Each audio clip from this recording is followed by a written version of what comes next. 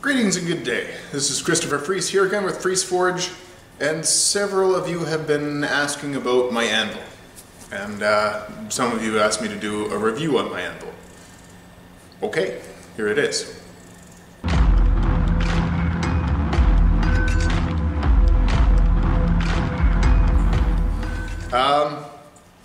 My anvil is 143, I think, pounds. PCHS. I'm not sure what that stands for. I'm not exactly sure.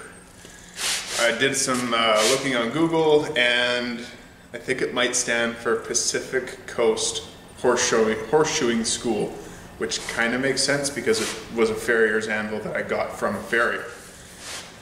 It's not particularly expensive as far as anvils go, especially around here. Anvils are particularly hard to come by. I just happened to get this one for some reason on Vancouver Island. The only people that have anvils don't want to sell them, and everybody wants to buy them. Way she goes. So the market's pretty hot here for anvils. I was using a piece of railroad track. This was a massive step up. So, a few things about this anvil. I quite like it. The edges I found were extremely sharp. They're basically factory. This thing was only 2 years old when I got it. I've had it for probably not quite a year yet. 8 months maybe? Somewhere around that area. It rings quite a bit. It's a pretty loud ringing anvil. So I've got a magnet here. I was looking for that. I'm gonna need that later. I've got a magnet here. This really deadens the ring on the horn. The horn rings quite a bit. Chain, again, to help deaden the ring, and I've got another magnet on the back also to help deaden the ring. And I found this combination to work very well in deadening the ring of the anvil. I don't want to go deaf, and yeah, that's basically all there is to that. One thing I don't like about this anvil is the horn. The horn's all right. It's a beast of a horn, that's for sure. But I'd prefer a round one. Far too often have I found myself, you've got to kind of lean to one edge. I don't know. I just think a round one would be more efficient when it comes to drawing out metal, and that's really what I use the horn for. And if I want to use it as like a mandrel or something like that, trying to get something round on what is basically an oval can be difficult.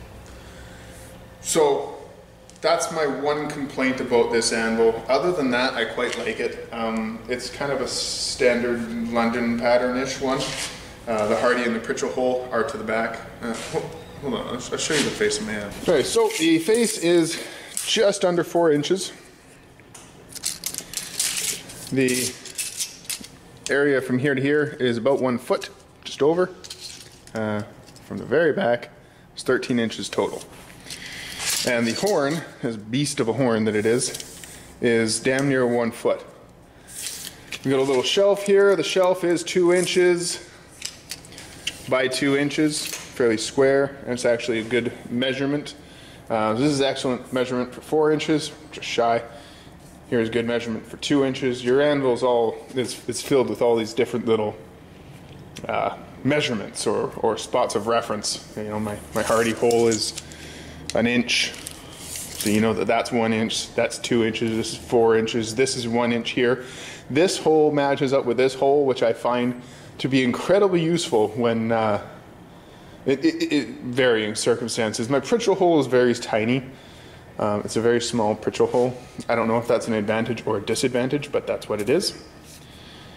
All in all, I really like the anvil. I mean, I'm coming from railroad track, and I really don't know much about anvils, but you wanted to know what I thought about it, so that's what I think about it. Oh, I do have one question. I don't know what this is for. Hold on.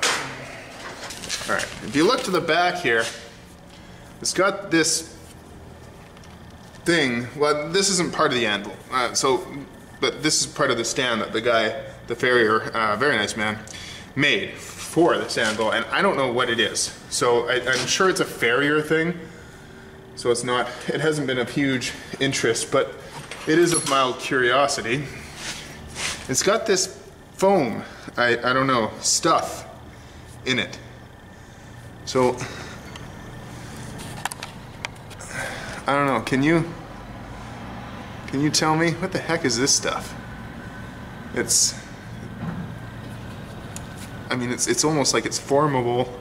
I'm not sure what it is, but this thing is full of it.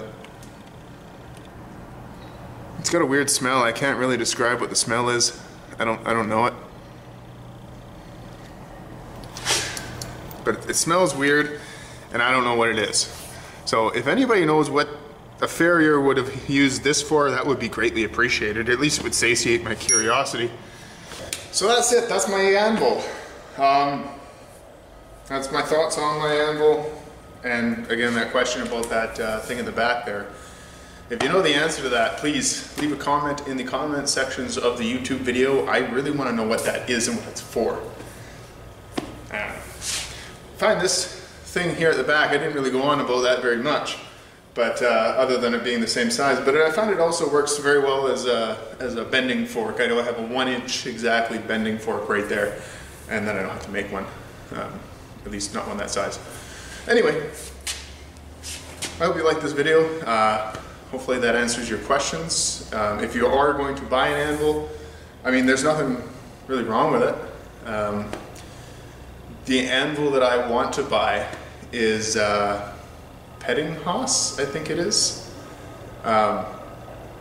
It's got the round horn, a nice big face on it. Looks really nice. It's kind of more of a European style anvil. Anyway, if I had one to pick, it would be that. They're also exceedingly expensive. So maybe I'll have this one for a few more years.